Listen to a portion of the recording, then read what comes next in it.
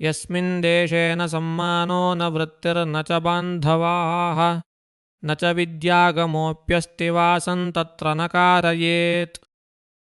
Today we sit with one of the most practical verses ever composed in Sanskrit. A verse from the Chanakya Niti, the first chapter. Listen to it first in its original sound. Yasmin deshe na sammano, na vrittir na cha baandhavaah, na cha vidyaagamo api asti, vasam tatra na karayet. In simple words, it says this. In whatever land there is no respect, no livelihood, no family or kinsmen, and not even the inflow of learning, do not make your home there. Let us open the words one by one, because in Sanskrit the roots carry secrets. The word deshe means in a place or country, and the phrase Yasmin deshe means in whichever place. Then come four things the verse says must be present. First, sammaana, respect. It comes from the root man, which means to think, to esteem. So sammaana literally means being fully thought of, being held in the minds of others with regard. Second, vritti, livelihood. This comes from the root vrit, meaning to turn, to keep revolving. Your vritti is that by which the wheel of your life keeps turning. Your work, your income, your profession. Third, baandhavaah, kinsmen. This comes from the beautiful root bandh, to bind. Your relatives are literally those bound to you. And notice the hidden teaching here. The very bonds we sometimes complain tie us down are the same ropes that hold us up when we fall. Fourth, vidyaagama. This is vidya, knowledge, from the root vid, to know, joined with agama, which means that which comes toward you. So vidyaagama is not just education, it is the living inflow of learning, the arrival of ideas, teachers, conversations, growth. And the verse adds the small word api, meaning even. Not even learning exists there, as if to say, a place might lack respect, money and family, and still be worth your time if at least you are learning. But if even that is absent, the land is barren. And finally, vasam tatra na karayet. Do not cause your dwelling to be made there. The grammar is gentle but firm. It is the mood of wise counsel. One ought not. Now, who is speaking? This is Chanakya, also known as Kautilya, the legendary strategist of the 4th century before the Common Era. The man who toppled the corrupt Nanda dynasty and placed Chandragupta Maurya on the throne, founding one of the greatest empires India has ever known. And here is what makes this verse ring true. Chanakya lived it.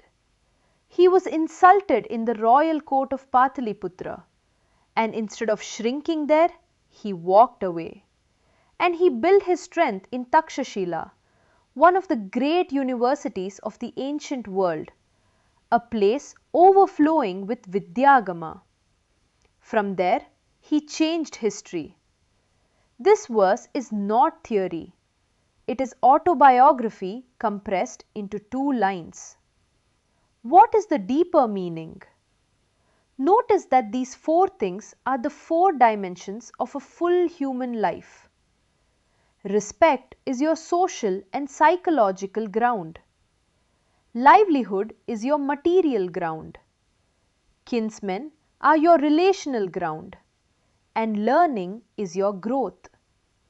23 centuries later, the psychologist Abraham Maslow would describe a hierarchy of human needs: safety, belonging, esteem, and self-actualization, and it maps almost perfectly onto Chanakya's 4 words. Modern psychology also tells us that motivation itself collapses when people feel unrecognized, disconnected, and stagnant. Chanakya knew this without laboratories. There is also a hidden inner reading. The word desha need not only mean a country. A desha can be a job, a relationship, a circle of friends, even a state of mind. Do not let your mind dwell in any inner place where you cannot respect yourself, cannot sustain yourself, feel no belonging, and are learning nothing. Even rumination over a dead past is residence in a barren land. And perhaps the most liberating teaching of all is this: the verse gives you permission to leave. So many of us stay in draining places out of guilt, out of nostalgia, out of the fear that leaving means failure. Chanakya says no. A seed is not blamed for failing in salted earth. Loyalty to a place that starves you is not a virtue. Choosing your soil wisely is itself a form of wisdom, of viveka, discernment. The Jewish sages taught something remarkably similar. Exile yourself to a place of learning. Do not wait for learning to find you. And the Stoics, who taught that the mind can be free anywhere, offer the other half of the truth. Yes, train the seed, but also, says Chanakya, choose the soil. So how do you live this today? Let me leave you with a simple practice. Tonight, take 5 minutes. Think of the main environment of your life, your workplace, your city, your closest circle, and score it 0 to 5 on 4 columns. Respect, livelihood, bonds, learning. If the total is high, deepen your roots there with gratitude. If one pillar is weak, take one concrete action this week to strengthen it.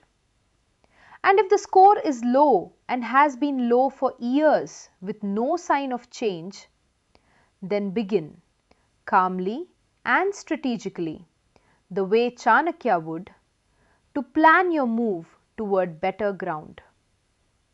And then 3 questions to carry into your contemplation.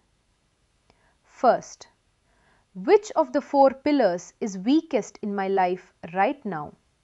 And have I been numbing that absence with mere familiarity?